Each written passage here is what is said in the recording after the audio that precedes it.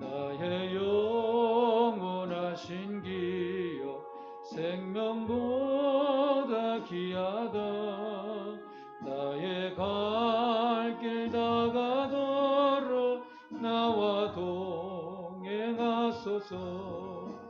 주께로 가까이 주께로 가오니 나의 갈 길 다가도록 나와 동행하소서.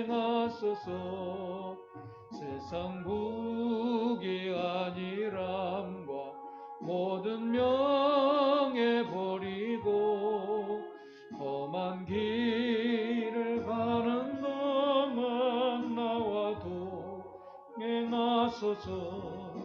주께로 가까이 주께로 가오니 나의 가 다가도록 나와 동행하소서. 어두운 골짝 지나가며 험한 바다 건너서 정복문에 이르도록 나와 동행하소서. 주께로 가까이 주께로 가오니 나의 갈 길 다가도록 나와 동행하소서.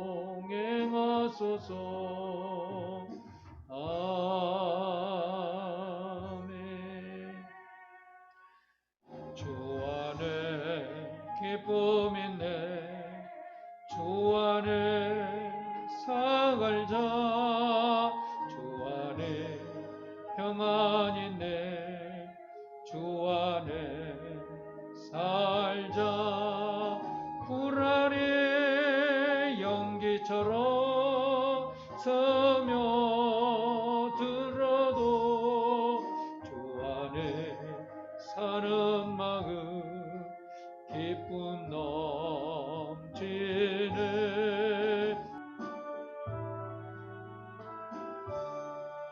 큰 물결이 설레는 어두운 바다 저 등대의 불빛 희미한데 이 풍랑의 배저 항해하는 이 작은 배 사고 주님이라 나 두려움없네 두려움없도다. 저 술수님 늘 깨어 계시도다. 이 흉흉한 바다를 다 지나며 저 소망의 나라에 이르리라.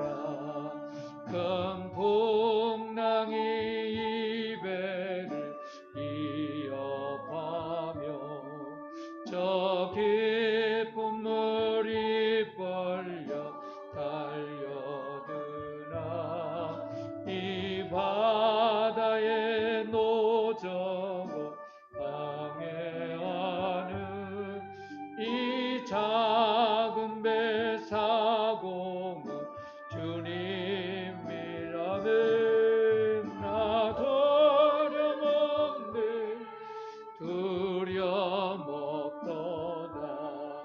주 예수님 늘 깨어 계시도다. 이 흉흉한 바다 다 지나며 저 소망의 나라에 이르리라. 나의 가장 낮은 마음 주님께서 기뻐하시고 이래 큰 기쁨을 느끼게 하시는도다. 처음 무력할 때 주님 내게 힘이 되시고 아름다운 하늘나라 내 맘에 주시는도다. 우리에게 축복하신 하나님 사랑 낮은 자를 높여주시고 아름다운 하늘나라 허락하시고 내 모든 것 대비하시네.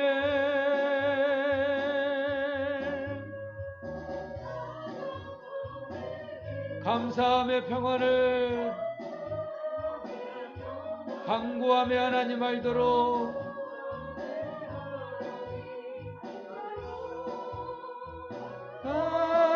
하셨네. 아멘. 찬양함의 기쁨을 감사함의 평안을 간구함의 하나님 알도록 하셨네.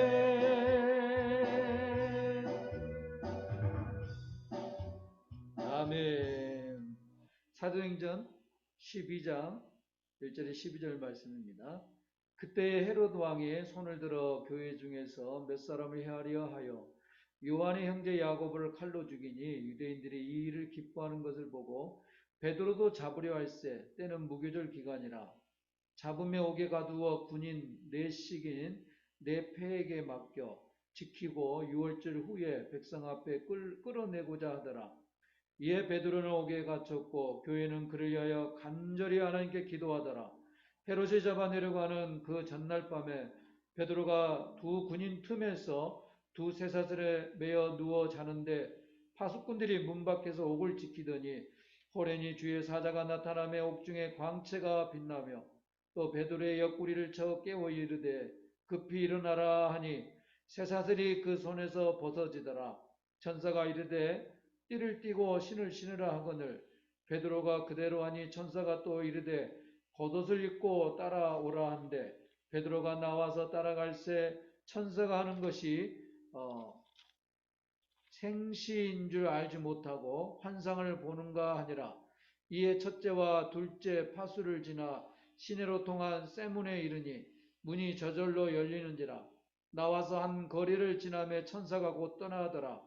이에 베드로가 정신이 들어 이르되 내가 이제야 참으로 주께서 그의 천사를 보내어 나를 헤롯의 손과 유대 백성의 모든 기대에서 벗어나게 하신 줄 알겠노라 하여 깨닫고 마가라는 요한의 어머니 마리아의 집에 가니 여러 사람이 거기에 모여 기도하고 있더라. 아멘. 네, 반갑습니다. 그래도 얼굴은 보여드리고 마스크 쓰겠습니다. 네, 저는 2012년도 3월 6일 날 제가 러시아에 들어갔습니다. 제가 들어가기 전에 사실 오늘 좀 제가 영상을 가져왔어야 되는데 좀 못 가져와서 나중에 또 기회 되면 제가 보여드리겠습니다. 이제 학교 장신대 채플에서 어느 날 이제 선교하신 선교사님 한 분 추모 예배를 드리는 그런 날이었습니다. 제가 학교 다닐 때인데 그때 자기 형 그 선교사님 순교하신 선교사님 형 목사님이 오셔서 예배를 이제 인도하시는데 참 아주 감동이 됐고 많은 은혜가 됐습니다. 그때 제가 기도하기를 하나님 저도 하나님께서 저 같은 걸 사용해 주신다면 젊었을 때 조금 한 살에도 젊었을 때 저를 보내주시면 선교지로 가서 헌신하겠습니다. 사실 그때 딱 한 번밖에 기도 안 했습니다. 그런데 한 10년 딱 10년이 지나는데 어느 날 저희 노예, 저는 함의 노예 시찰에 목사님 저를 불러서 러시아 선교사로 한번 가볼 생각이 있느냐. 하나님의 뜻이면 순종하겠습니다. 그리고 그냥 제가 러시아로 들어갔습니다. 한 달 내지 한 2달 정도 이렇게 서류하고 뭐하고 하면서 3월 6일 날 이렇게 들어갔는데 들어가서 보니까 이제 10년 전에 순교하신 분이 바로 지금 저희 살고 있는 우스리스크에서 순교하신 거예요. 아마 우리 이제 영등포 노예 소속 강석교회 김안식 목사님, 영등포 노예죠 아마 강석교회 김안식 목사님의 동생 김창식 선교사님이 그때 이제 순교하신 거예요. 뭐 저는 이제 모르고 갔는데 가서 보니까 이제 그곳에서 저희 교회하고도 그렇게 떨어지지 않는 곳인데 굉장히 은혜가 됐죠. 하나님 틀림없이 하나님이 보내서 왔구나 이런 생각을 갖게 됐죠. 뭐 그런데 하나님께서 보내신 그 뜻은 분명하고 확신하지만 그러나 고난은 또 상관이 없죠. 고난은 항상 언제 어디서나 찾아오는데 사실 뭐 고난이라고 하는 게 선교지 가서 솔직히 말씀드리면 현지인이 저희를 힘들게 하거나 또 무슨 다른 어떤 이유 때문에 고난이 온 게 아니고 실은 내 동족 때문에 훨씬 고난이 많이 와요. 그것도 같은 곳을 바라보는 함께 하나님의 나라를 도모해 가는 그런 중에 찾아오는 외부로부터 사람으로부터 받는 그 고난이 정말 이게 쉽지 않은 그런 고난이죠.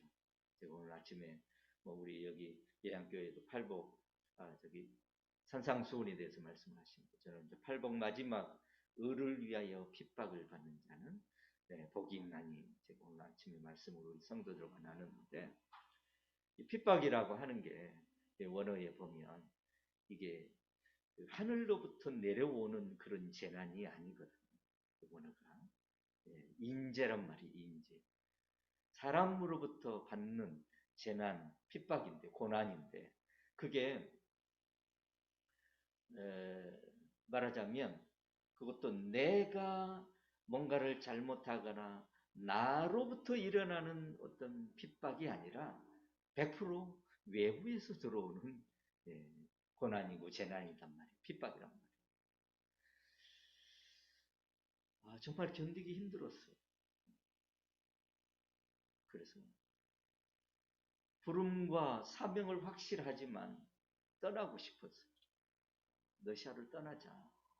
내가 더 이상 이 하나님의 말씀을 전하고 싶은 그런 의지마저 꺾이는.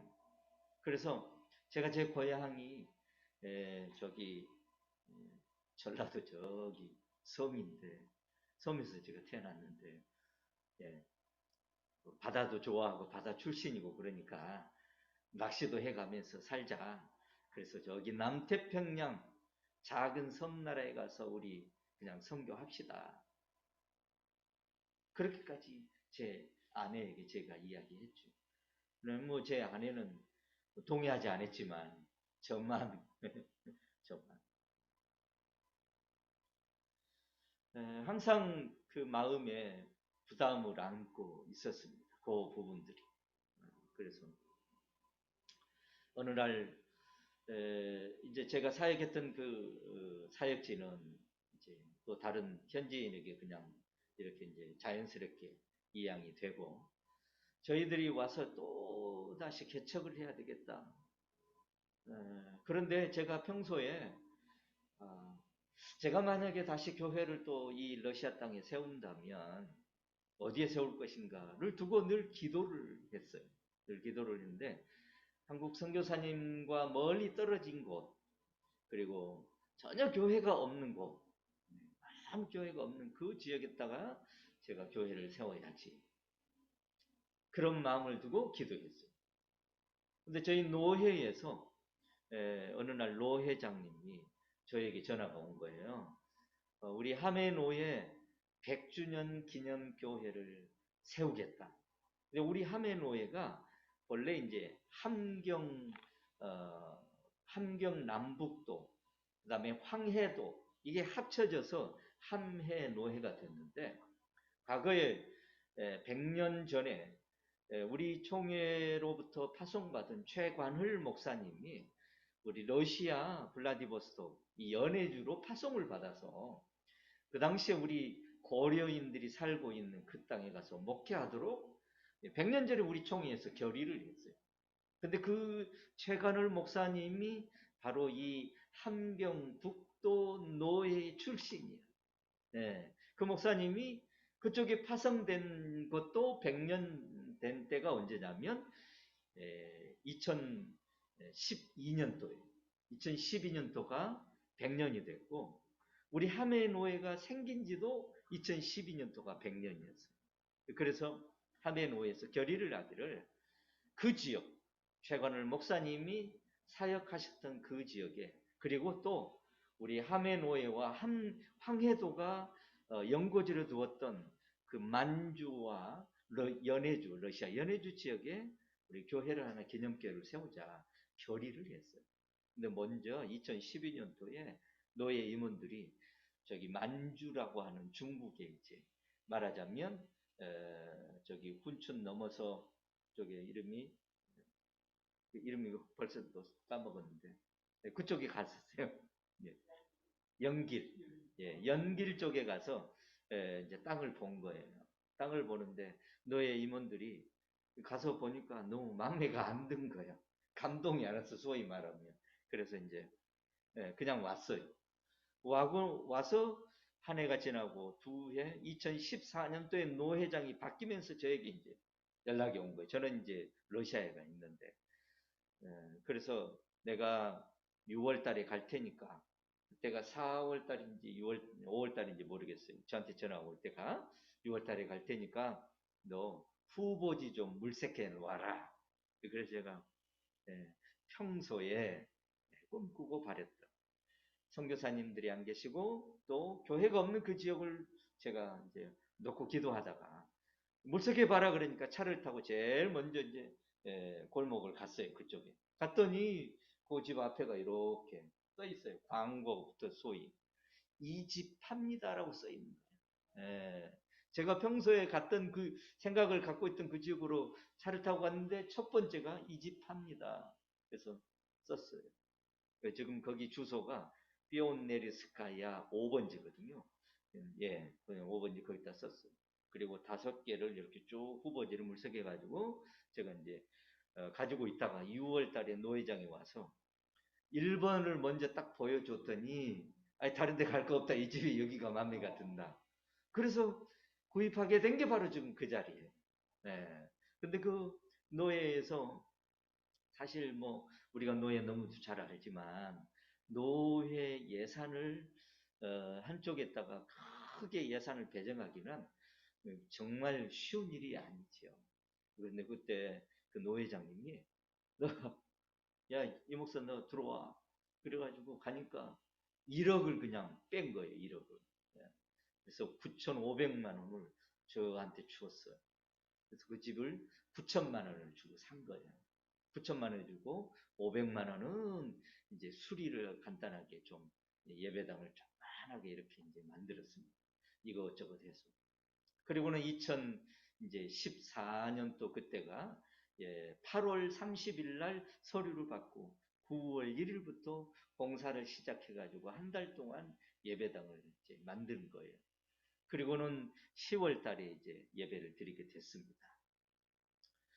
2014년도고 그때 당시에 저는 이제 간지가 이제 약 한 2년 정도밖에 안 되니까 그 러시아 땅 우스르스크 지역에 어디에서 재료를 사야 될지 잘 몰랐어요.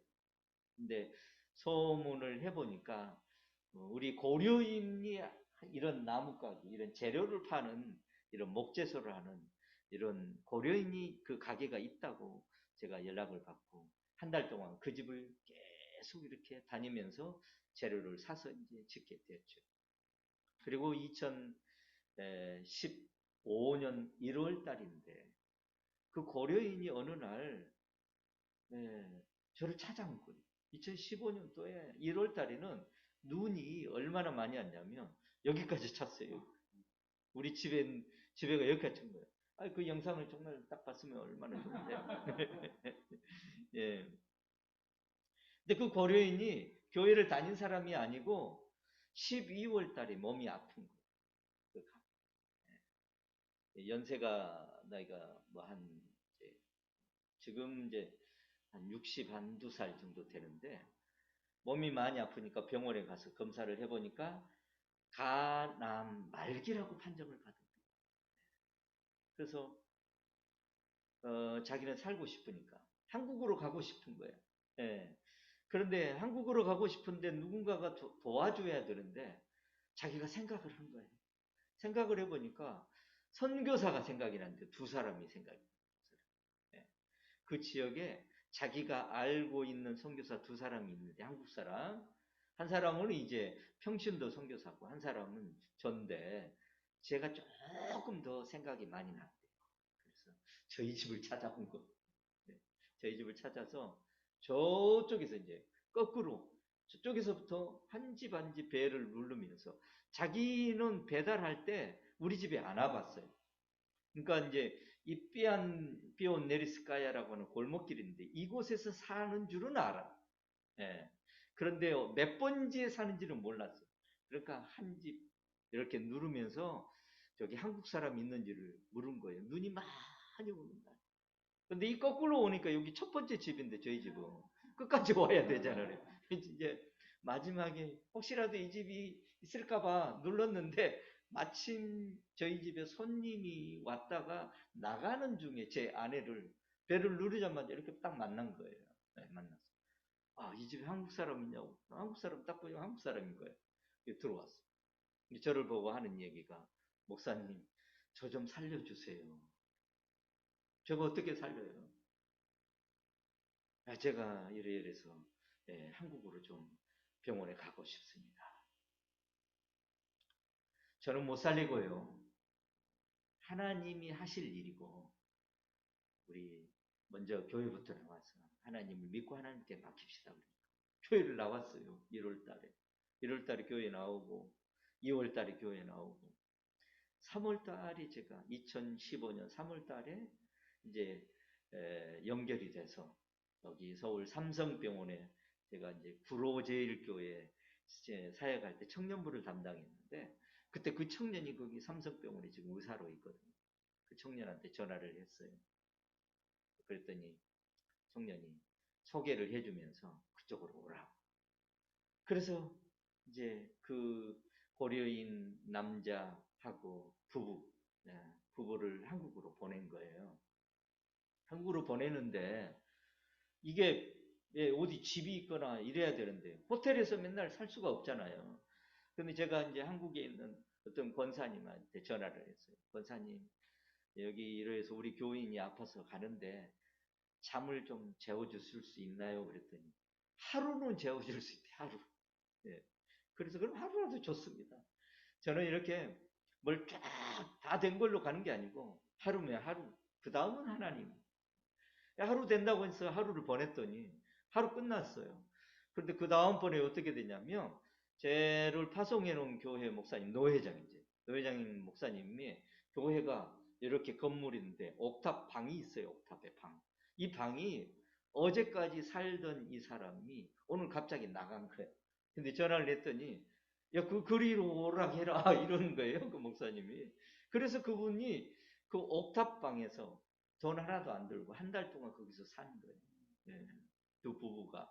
그럼 교인들이 냉장고 갖다가 놓고 김치도 갖다가 주고 반찬도 갖다가 주고 TV도 하나 갖다가 걸어주고 한 달 동안 그곳에서 교인들의 사랑을 받으면서 병원을 왔다 갔다 하고 제 아들이 이제 케어를 해서 병원에 데려다 주고 이렇게 했어요. 그런데 검사를 해보니까 러시아나 한국이나 검사 결과는 간암 말기 6개월밖에 못 산다는 거예요. 그러니까 수술을 할 수 있는데 수술하면 약 한 3천만 원에서 4천만 원, 5천만 원이 들어간대. 외국이니까. 그래봤자 뭐 길게 살면 1년 아니면 6개월 아니면 짧게는 3개월 이런 거예요. 그러니까 이 아저씨가 나 한국 간다고 거기다 돈 안 쓰겠다. 아니 러시아 간다고. 그러고는 다음날 와버렸어요. 러시아로 오는데 그 오기 전에 아들이 저한테 와가지고 목사님 우리 아빠한테 전화해서 제발 수술하고 오라고. 예, 돈이 얼마든지 들어도 줘도 되니까 수술만 하고 오면 좋겠다고 설득을 해달라는 거예요. 제가 아무리 설득해도 안 돼요. 다음날 러시아로 온 거예요. 러시아로 오는데 자기 집부터 가는 게 아니라 저한테 먼저 찾아와. 공항에서. 그리고는 제 집에 와서 하는 얘기가 목사님 참 감사합니다.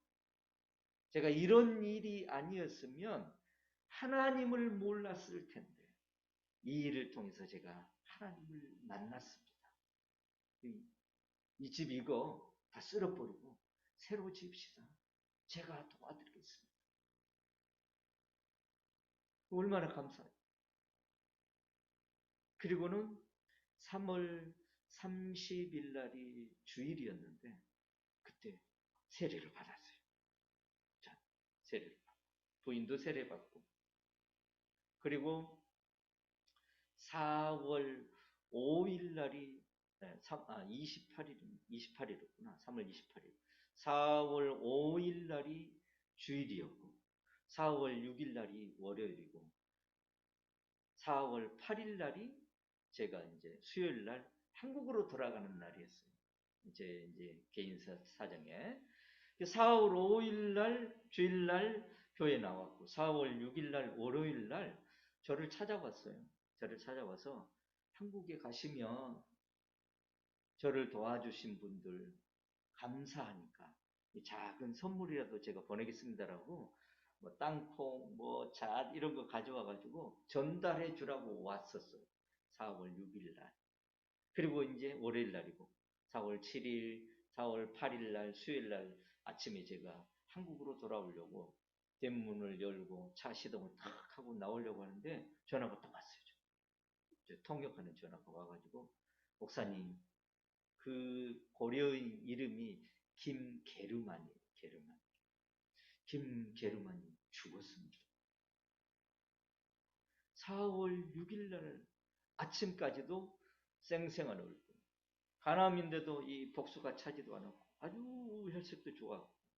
그래서 저하고 얼마나 이 살아있는 동안에 교회 일을 충성을 하고 교회 무슨 행사 있으면 오고 저를 극진히 섬겼던 이 김게르만이 초신자가 4월 8일 날 한국 가려고 하는데 죽음.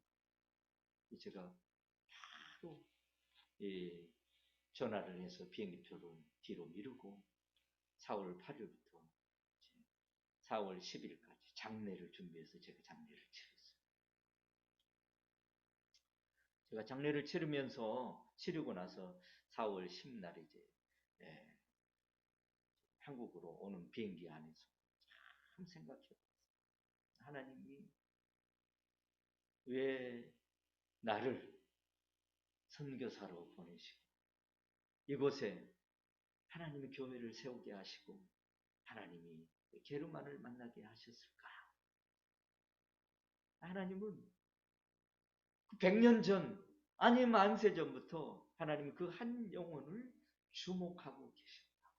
그리고 부족하지만 저희를 통해서 그를 구원시키셨다. 이 묵상이 되더라고요. 저는 얼마나 감동이 되고 감격이 된지. 교회도 아마 면적으로 치면 우리 예안교회가 더 클 거예요. 이제 길쭉하게 이렇게 돼 있지만 작은 교회, 교인들 몇 명 나오지도 않지만 그걸로도 친다면 우리는 늘 상대적으로 비교해 보면 늘 쪼그러들고 움츠러지고 하지만 하나님이 한 영혼을 천하보다 귀한 그 한 영혼을 사랑하시기 위해서 하나님이 나를 사용하셨구나. 그런데 그 부인 이름이 김나타샤인데 지금 우리 교회에 1호 집사였고 신실한 성도예요. 얼마나 아침에도 영상으로 예배하는데 참 신실하게 교회를 잘 섬기거든요. 또 회개까지 맡아서 회개 집사님까지 한단 말이에요. 러시아는 참 뭐 이런 말씀 드리기가 뭐 죄송하지만 러시아는 기독교 역사가 1000년이 넘습니다. 예. 그럼 저희들이 왜 거기를 갔을까요? 우리도 우리 개신교 선교사들이 어디든지 다 뭐 가톨릭이 있든지 러시아 정교회였든지 다 파송을 합니다. 하는데 그렇다고 해서 러시아 정교회가 뭔가 잘못돼서 우리가 가서 복음을 전하는 게 아니에요. 사실 러시아 정교회를 우리가 보면 좀 잘못 이해하는 경우가 있어요. 아니 어쩌면 우리 한국 교회는 우리 기독교가 조금 뭐랄까 좀 너무 교만함이 좀 많이 들어있어요. 우리 한국 교회만 세계에서 가장 올바른 교회고 가장 하나님을 기쁘게 하는 교회다. 우리가 가장 안 틀리고 가장 맞는 그런 종교다. 그런 기독교다. 이렇게 생각을 우리 한국 교회는 많이 예, 뭐 다 동의할 수 없지만 일부분은 동의가 되지만 또 일부분은 한쪽에 생각해 보면 우리가 깊이 생각해 보아야 돼요. 러시아 정교가 결코 틀리거나 나쁜 게 아니에요. 러시아의 정교에 보면 가장 먼저 하는 행위가 하나 있는데 이게 뭐냐면 성호를 긋는 행위가 있어요. 우리 이제 로마 카톨릭에서도 해요. 카톨릭도 하는데 우리가 보면 그 앞에다가 뭐 가는 데마다 성호를 긋고 막 절을 하고 하는 거 보면 아이 무슨 저렇게 뭐 이상한 우상 집단 아닌가. 저도 이제 러시아 정교를 딱 갔더니 막 이렇게 성도들이 가면은 막 성호를 긋고 막 이렇게 하는데 보니까 저는 뻣뻣하게 서서 들어갔죠. 예, 교만이 가득한 기독교 목사로서 다 근데 미사를 하는데 신부님 미사 어쩌다가 이제 미사에 참여하게 됐어요. 근데 신부가 딱 나와서 이렇게 연기가 나는 향이 나는 이 이름을 제가 잊어버렸어요. 이걸 들고 이렇게 막 뿌려요. 이렇게 하라 뿌리면 이제 순서마다 있는데 그러면 성도가 이렇게 성호를 긋고 아멘 아멘 하거든요. 근데 저는 이제 신부가 막 저한테 막 뿌리는 거예요. 그러니까 저는 교만이 가득한 기독교 목사야. 그러니까 신부가 뭐라고 하냐면 러시아 말로 아이 저놈 나쁜 놈, 저놈 나쁜 놈 그런다고 불러와 나쁘다 저놈 나쁘다 저놈 잘못됐다 그래요. 그러나 말거나 뭐 그러고는 나갔습니다. 근데 제가 러시아 동방정교의 신학책 우리 교단 목사님이 써놓은 모스크바 선교사로 사역을 하시면서 동방정교에 대한 이 내용을 잘 분석해서 써놓은 신학책을 읽었습니다. 읽었는데 굉장히 도움이 됐어요. 내가 너무 잘못 알았구나. 첫 번째로 성호를 그을 때 어떻게 하냐면 손가락이 3개를 딱 모아요. 여러분 한번 따라 하셔도 전혀 손해가 안 갑니다. 이단이라고 절대 말하지 않습니다. 이 손가락 3개가 뭘 상징할까요? 삼위일체 하나님. 이게 붙어 있어야지 떨어지면 안 되는 거예요. 이 속에 삼위일체 신학이 딱 들어있어요. 삼위일체 하나님은 붙어 있는 거예요. 연합을 하고 있는 거예요. 그 다음에 이 손가락 2개가 있어요. 이 손가락 2개. 이 손가락 2개가 하나가 이게 예수님의 신성이고 예수님의 인성이에요. 인간의 약지라고. 약지와 새끼. 그래서 이게 예수님의 삼위일체 하나님 성부 성자 성령 삼위일체 본체에 붙어야 돼요. 예수님 딱 붙으면 이렇게. 이게 어느 손가락 하나도 앞에 나오거나 뒤에 삐지거나 그렇지가 않습니다. 이렇게 딱. 그 다음에 이걸 가지고 한 손은 배에다가 대고 왼손을 대는 거예요. 그리고 여기에 먼저 이마를 찍습니다. 이마를 찍는 이유가 뭐냐면 내 지혜와 지식의 근본 되신 하나님. 그리고 여기를 찍고, 내 심장을 찍고, 내 영, 내 생명, 내 심장을 주관하신 생명이 되신 하나님. 오른쪽을 먼저 어깨를 쳐요. 오른쪽 어깨. 여기 치기가 좀 곤란하죠. 그래도 어깨를 치는 거예요. 오른쪽, 왼쪽. 어깨는 뭐예요? 힘을 상징하는 거. 내 힘의 근원이 되신 하나님. 손을 모아요. 그분 앞에 제가 복종하겠습니다. 어때요? 이게 원래 루터가 종교개혁 이전에 우리 다 이렇게 했어요. 그런데 이게 로만 가톨릭과 분리되면서 뭔가 다르게 하자. 좀 너무 우상스러운 거 저런 거 버리자. 뭔가 형식에 빠져 있는 우리 모습 버리고 우리는 삶으로 돌아오자. 라고 하면서 이것까지 다 떼버린 거야. 그래서 우리는 지금 안 해요. 그래서 저는 그 이후로 러시아 정교에 가면 할까요? 안 할까요? 합니다. 저는 합니다. 네. 얼마나 하나님 그러면서 제가 복종하겠습니다. 우리 러시아의 정교의 교인들이 이런 신학이 있어요. 그런데 우리 한국 교회는 오면 러시아는요, 여러분 러시아 정교회는 가면 없는 게 세 가지가 있어요. 교회 안에 없는 게. 네. 이거는 절대로 못 맞출 것이니까 제가 그냥 이야기하겠습니다. 첫째 없는 게 있어요. 의자가 없어요. 의자가. 예배당 안에 의자가 없어요. 왜 없을까? 물론 있어요. 저기 입구에 가면. 그런데 여기 안에 회중들은 의자에 앉지 않아요. 왜 그럴까요? 제가 이렇게 하는 거에 힌트가 들어있는 거예요. 만왕의 왕이신 하나님이 그 러시아 정교회는 교회가 굉장히 예쁘죠. 여러분 그림 한번 사진이나 보면 아름답잖아요. 근데 원래 신학이 뭐냐면 러시아 정교의 신학은 하나님이 성전에도 계신다고 하는 걸 믿는 거예요. 그래서 그 하나님이 계시는 곳을 어떻게 우리가 아름답게 꾸미지 않을 수 있겠느냐. 그래서 성전을 매우 아름답게 꾸며요. 항상 이곳에 하나님이 계신다는 거예요. 근데 그 하나님 앞에 우리가 예배를 드리는데 어떻게 우리가 앉아서 예배하겠나. 그래서 다 서서 예배. 근데 우리는 앉아서도 뭘 해요? 요즘에는 이제 스마트폰 이렇게 카톡도 이제 보내고 네. 그렇게 경건하게 하나님 앞에 예배를 해요. 두 번째 없는 게 있어요. 없는 게 뭐냐면 악기가 없어요. 악기. 피아노, 기타, 뭐 이런 소리 나는 악기가 없어요. 왜 없을까요? 하나님이 주신 우리 목소리가 가장 아름답다. 그래서 러시아 종교에는 아카펠라가 굉장히 발달되어 있어요. 생음악으로 다 하는 게 남성 코러스, 남성, 여성 코러스. 세 번째 없는 게 있어요. 그거는 바지 입은 여성이 없어요. 예. 예, 물론 그거는 이제 아주 오래된 이제 역사로 전통으로 내려오지만 그래서 항상 들어가면 이제 이렇게 스카프로 치마를 만들고 다소 꼿하게 앉게 합니다. 러시아 정교에 이런 신학이 발달되어 있고 그래서 안에서 시끄럽게 기도하거나 뭐 소리를 지르거나 방언을 하거나 이런 경우가 없어요. 근데 우리 개신교는 어때요?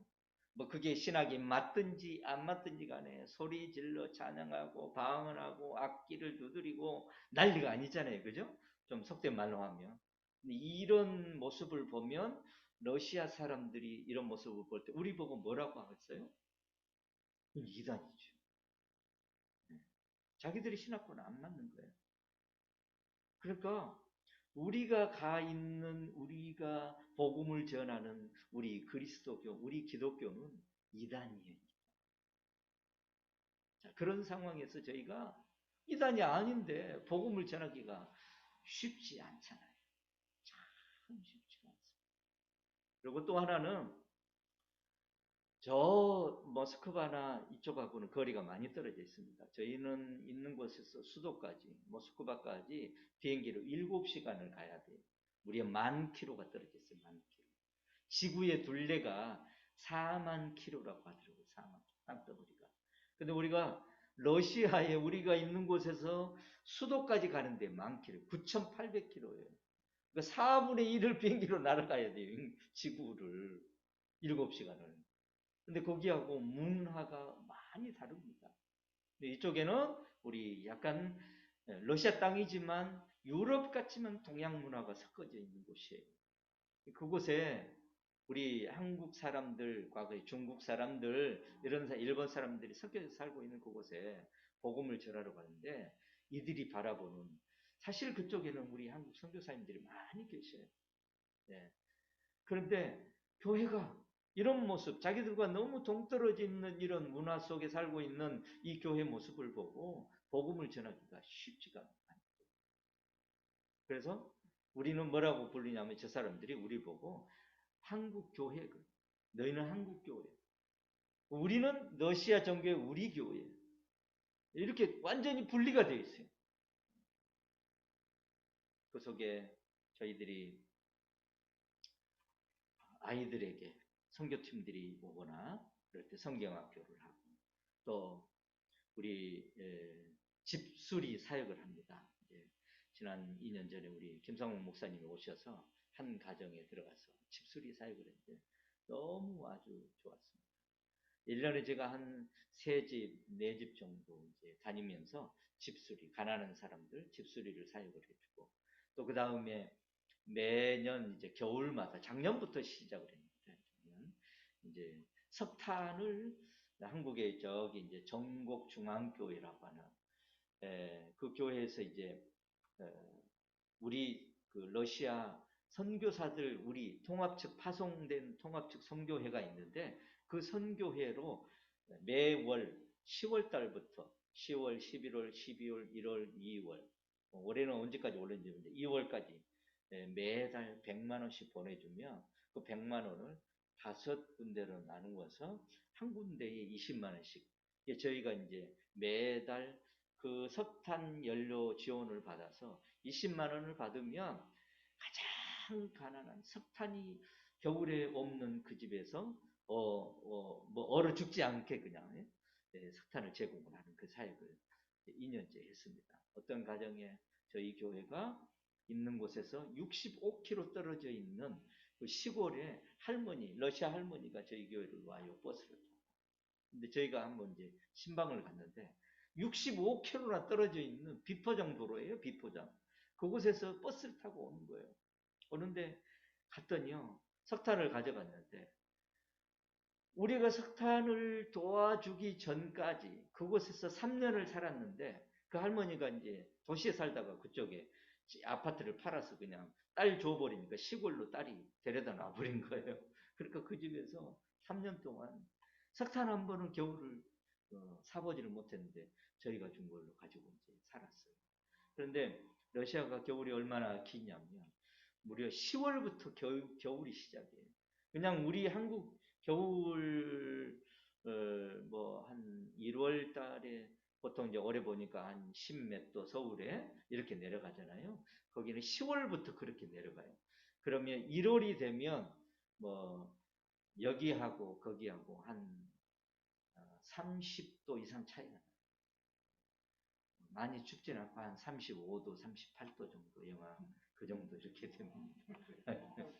그 속에서 사역을 하는데 그 할머니들 또 그런 어려운 집에 매달 한 20만 원 정도 이렇게 석탄을 지원해서 이렇게 하고 있습니다.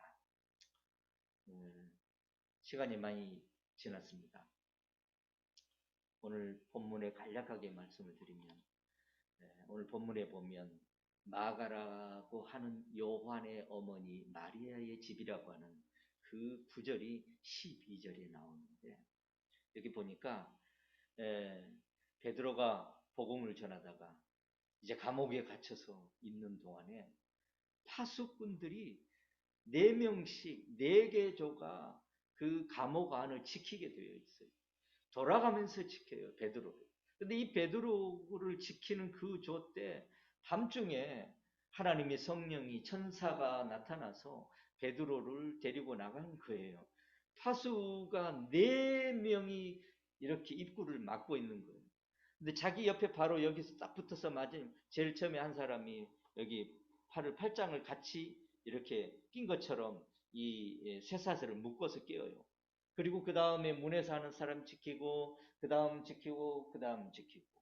이 4사람이 파수를 하고 있는데, 경비를 쓰고 있는데, 거기를 지나서 자기를 위해 기도하고 있는 집으로 천사가 인도를 한 거예요.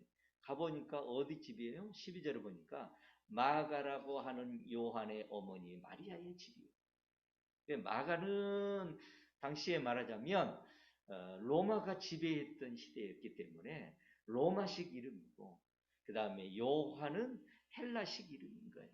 예. 그런데 이제 우리가 너무 잘 아는 대로, 예. 여기에 보니까 예.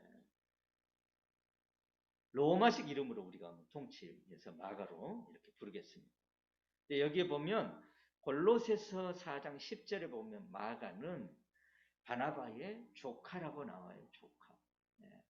러시아 성경에도 보면 조카라고 나오는데, 사실 헬라어 성경에는 조카라는 말이 아니고 사촌지간으로 나와요. 형제로 나와요. 형제.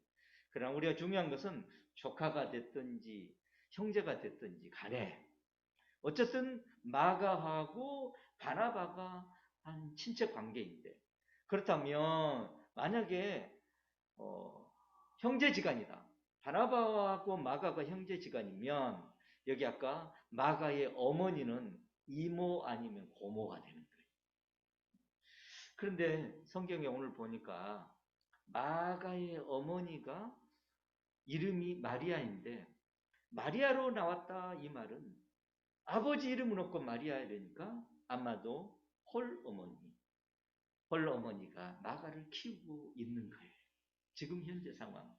자, 그런데 이 마리아가 자기의 외아들 마가를 키우면서 바나바가 이제 바울과 함께 세계 선교 1차 전도 여행을 갈 때 고모가 아니면 이모가 자기의 아들 마가를 선교 여행의 청년으로 보낸 거예요. 딸려보낸 거예요.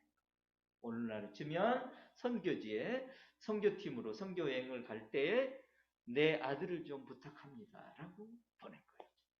자, 그런데 거기에 보니까 그곳에서, 그 집에서 기도했다 그 말은 다락방이라고 나오는데, 다락방. 이 다락방에 상당히 많은 사람이 기도했다 그 말은 이 마가도 역시 마가의 집 어머니 마리아의 집이 경제적으로 조금 괜찮은 집이었다. 이런 정보를 얻을 수가 있죠.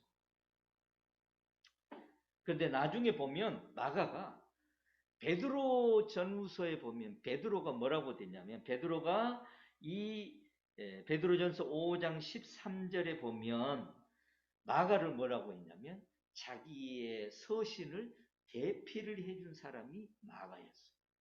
왜 대피를 해줬을까? 베드로는 어부 출신이에요. 그래서 공부를 많이 하지를 못했어요. 히브리어도 모르고 헬라어도 모르고 아람어도 모르는 거예요. 그런데 마가는 그래도 어쨌든 간에 부유한 집에서 공부를 좀 많이 해서 베드로의 설교 통역, 편지까지 통역을 해준 사람이 마가였어요. 자, 그런 어머니가 가장 먼저 이 아들을 하나 키울 때에 많이 기도했던 기도의 제목은 누구일까요? 마가를 위한 기도겠죠. 마가. 그리고 선교여행을 보낼 정도로, 그 정도로 신앙심이 두터웠다고 한다면 상당한 믿음이 있는 분이 마리아였단 말이에요. 그런데 그 선교지에 가서 바나바와 바울이 싸움이 일어나서 서로 갈라지게 됐어요. 누구 때문에? 마가 때문에 갈라진. 마가가 그래서 돌아와 버렸어요. 그때 마음이 가장 아픈 사람은 누구였을까요? 바로 마리아, 마가의 어머니가 아니었을까요? 내가 그토록 너를 믿음으로 키우고 그런 신앙심으로 내가 여기까지 왔는데 네가 돌아오다니. 그럼에도 불구하고 마리아는 마가를 한 번도 책망하거나 그러지 않았어요. 여러분, 성경을 쓴 우리 기자가 약 한 40명 정도 돼요. 40. 예수님이 오시기 전 주전 1500년 전부터 모세오경을 기록할 때부터 그리고 주후 1세기까지 성경을 기록한 시대는 1500년이라는 시간이 걸렸어요. 그 1500년이라는 시간 동안에 역사는 수도 없이 수많은 사람들이 태어났고 수많은 사람들이 갔습니다. 그런 중에 무식한 사람도 있지만 유식한 사람도 있고 권세 있는 사람도 있고 병든 자도 있고 건강한 자도 있고 수많은 사람이 1500년 동안 역사는 흘러가는 중에 성경을 쓴 사람은 40명인데 그 중에 마가가 성경을 한 권을 썼어요. 마가복음. 그것도 복음서 가장 먼저. 이 정도로 하나님 앞에 훌륭하게 쓰임받은 마가가 있기까지는 어머니 마리아가 얼마나 많은 기도와 헌신이 있었겠습니까? 근데 그 헌신은 바로 그 시대에 이 마리아가 당시 헤롯 대왕, 헤롯 아그리파 왕, 그러니까 말하자면 헤롯 대왕의 손자인데 손자가 이 로마의 분봉왕으로 그 지역에 그 갈릴리, 팔레스타인의 이 분봉왕으로 와 있을 때 뭔가 내가 그래도 교회 지도자들을 오늘 1절을 보면 교회 지도자들을 죽이는 거예요. 핍박을 한 거예요. 근데 그 9절에 보면 야고보를 데려다가 죽였어요. 왜? 뭔가 지도자로서 이제 하나 권위를 보여야 되고, 이제 뭔가 힘을 한번 보여야 되고, 그래서 백성들의 마음을 사로잡아야 되니까 교회 지도자들 죽여야 되겠다. 그런 상황이었는데 얼마나 핍박이 심했겠습니까? 그런데 여러분, 그런 중에도 마리아는 자기의 집을 기도하는 집으로 내줬어요. 상대적으로 부자는 가난한 자보다 지켜야 할 것들이 좀 더 많지 않겠어요? 그렇다면 헤롯의 정치 권력자가 가난한 자보다는 부자에게도 훨씬 초점을 보면서 이 집에서 혹시 기독교인들이 뭔가 집회를 하거나 뭔가 문제를 일으키지 않을까 하고 더 많은 관심을 갖고 있지 않았겠어요? 그런데 그럼에도 불구하고 그런 막강한 권력이 휘두르고 있는 그런 상황에도 불구하고 마리아는 자기의 집을 내줬어요. 그 집이 예수님이 십자가를 지시기 전 6월절 마지막 만찬을 할 때 제자들이 물어봅니다. 선생님, 우리가 어디서 마지막 6월절을 보낼까요? 그때에 예수님이 이렇게 봅니다. 거기 어디 가면 너기 어떤 한 사람이 나올 거야. 그 사람한테 물어봐라. 보니까 그 집이 나중에 마리아의 집이었어요. 그 집이 마리아의 집인데 아주 재밌는 구절이 하나 나와요.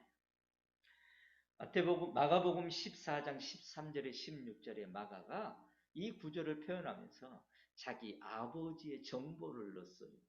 여기 15절에 보면 거기에 가서 제자들이 거기서 우리를 위하여 준비하시니 제자들이 나가 성내로 들어가서 예수께서 하시던 말씀대로 만나 6월절 음식을 준비하니라.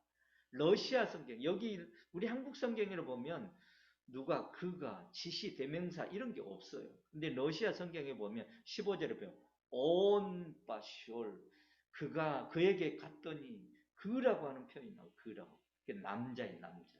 그 남자가 누구일까요? 바로 마가의 아버지. 예수님이 6월절에 잡히시기 전에 마지막 만찬을 지낼 곳을 찾던 중에 어디냐?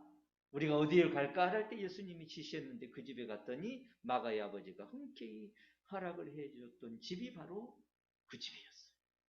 그러면 아버지도 얼마나 훌륭한 믿음의 사람이었을까요? 그런데 아버지가 어느 날 여차저차하여 먼저 세상을 떠나고 아버지 남편, 그러니까 먼저 간 그 남편의 뒤를 이어 신앙을 키우던 이 신앙심을 가졌던 이 마가의 어머니 마리아가 마가를 잘 키운 거예요.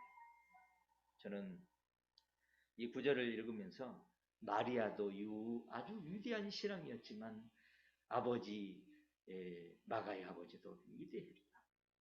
그렇다면 우리가 우리 자손들, 우리 자녀들을 그들을 위해서 우리가 물려주고야 할 것이 과연 무엇일까? 우리는 너무도 잘 알죠. 그런데 저는 이 구절을 읽으면서 깨닫는 게 좀 있어요. 그게 뭐냐면 부모는 어떤 상황이 되어도 자식을 믿어야 된다는 거예요. 지금 마가가 선교지에서 다시 돌아오는 그런 상황에서도 분명히 너는 하나님께서 선택한 아들이니 믿음으로 살게 될 거야. 라고 하는 그 믿음이 있었기 때문에 그는 성경을 썼던 기자가 됐던 거예요. 두 번째로는 부모가 자식에게 믿음의 본이 되어야 된다는 거예요. 우리가 말로 믿음의 본을 할 수가 참 없어요. 믿음의 본이 잘 안 돼요. 저희도 자녀를 키워보지만 제가 우리 자녀들은 내가 태어날 때부터 지금까지 봤으니까 우리 자녀의 과거는 내가 너무 잘 알지. 그럼 또 저의 과거는 우리 자녀들이 모르잖아요. 근데 저는 저의 과거를 제가 잘 알죠. 우리 자녀의 과거와 저의 과거를 이렇게 올려놓고 비교를 해보면 저는 정말 날라리 중에 상날라리죠. 그렇게 신앙생활을 안 해봤어요. 우리 영등포의 신성교회 제 아이들이 거기서 신앙생활을 했는데 제가 사역지를 여기저기 다닐 때도 한 번도 제가 본 교회를 떠나게 하지를 않았어요. 그곳에서 항상 신앙생활을 하고 있어요. 애들이 나중에 과거를 이야기하는데 그런 게 아빠 사역지마다 안 데리고 다녀준 것이 너무 감사했대. 근데 단 한 번도 이들을 의심해 본 적이 없어요. 근데 보면 한 번도 주의를 어긴 적이 없거나 언제나 교회에서 살았고 교회에서 기타 배우고 교회에서 드럼 배우고 교회에서 피아노 치고 그렇게 살았어요. 그렇게 신앙생활을 한 거예요.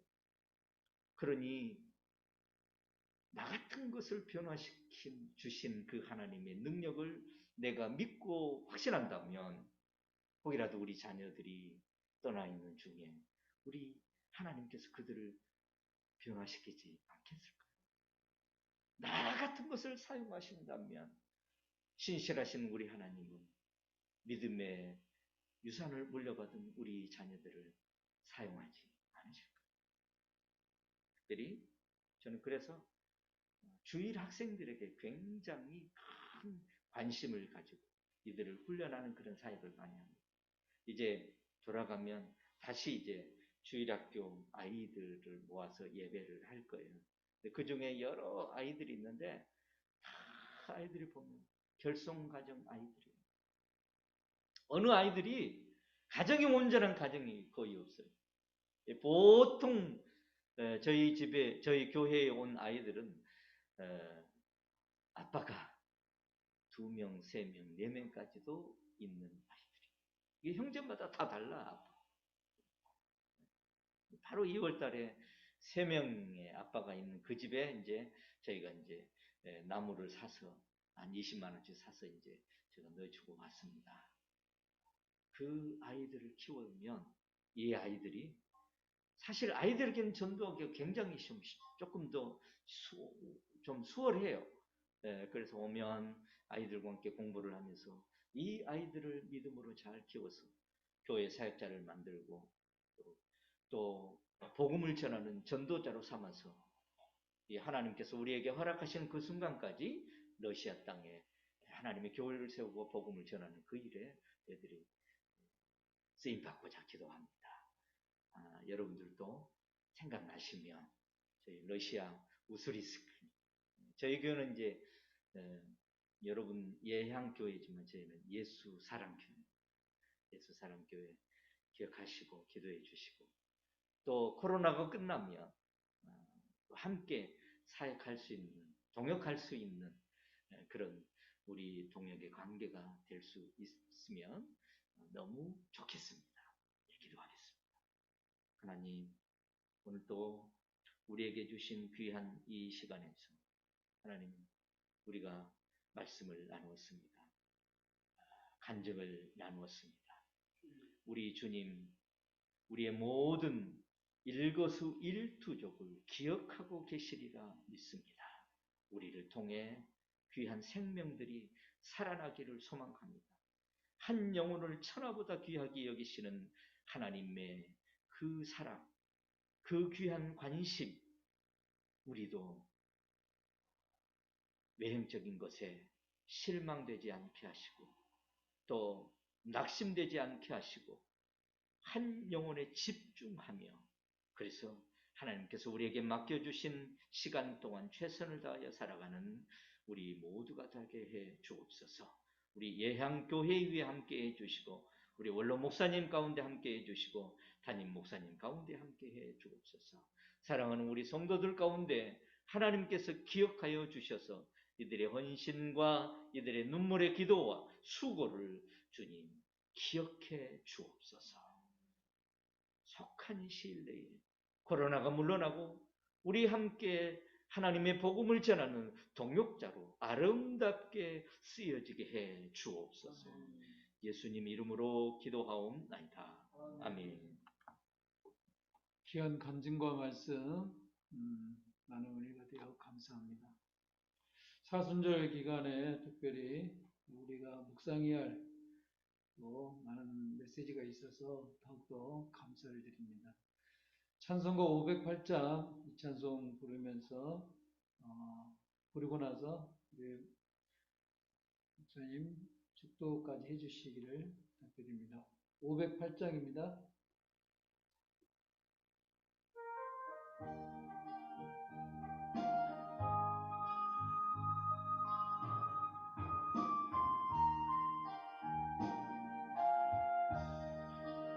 영생의 복락과 천국에 갈 길을 만백성 알도록 나가서 전하세. 주 예수 말씀이 이 복음 전하라 우리에게 부탁하셨네. 전에게 부탁하시니 천사도 응모하겠네.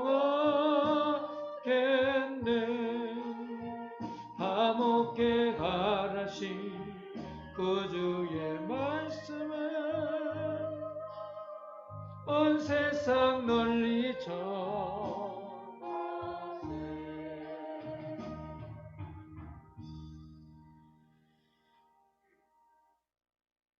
이제 사랑하는 우리 귀한 하나님의 종들과 백성들이 정성을 다하여 주님께 예배드리고 세상을 향하여 나아갑니다. 오늘 들려주신 귀한 하나님의 말씀과 우리 성령님과 의지하며 동행하며 한 주간 동안 믿음으로 승리하게 해 주옵소서. 세상의 그 어떤 것들이 유혹해도 넘어지지 않게 하시고 믿음으로 힘써 승리하는 귀한 예향교회 성도들이 다 되게 해 주옵소서. 지금은 우리 주 예수 그리스도 은혜와 하나님 아버지의 그 크신 사랑하심과 성령님의 인도 교통 충만하신 역사가 믿음으로 살고 믿음의 유산을 물려주기로 결단하고 다짐한 우리 사랑하는 모든 성도들 위에, 예향교회 위에, 귀한 사역 위에, 흩어져 선교하는 선교사들 위에 지금부터 영원토록 함께 하시길 간절히 축원하옵나이다. 아멘.